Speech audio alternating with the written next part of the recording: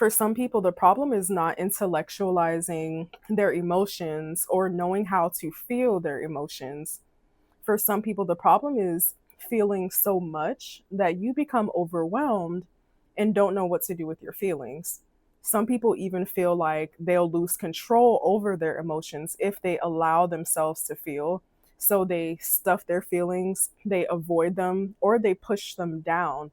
And for others, the problem is not feeling much of anything at all. And we call this emotional numbness or emotional numbing. For some people, their emotions become so intense that they didn't know what to do with them, but they still needed to function in order to survive. So they learned to turn their emotions down. Maybe you didn't know how to handle your emotions without resorting to unhealthy ways of coping. So it felt safer to turn your feelings off. Maybe someone told you you're too sensitive, that you feel too much, or maybe you're making it a big deal. So you learn to turn your emotions off. Maybe you felt like you couldn't allow yourself to feel because if you did, you would lose control. So your mind and body learn to shut your emotions down. The only problem is that when you turn your emotions off, sometimes it can be hard to get them to come back on, but it's not impossible.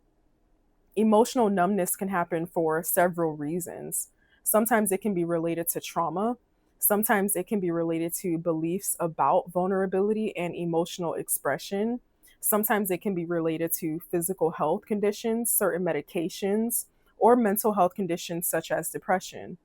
Some people may also experience anhedonia, which is a reduced ability to experience pleasure or interest in things that they would normally find enjoyable.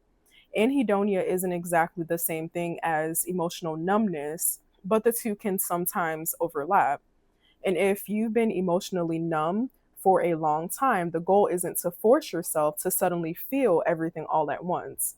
In part two, I'm going to share three things that you can do to slowly and gradually begin reconnecting with your emotions.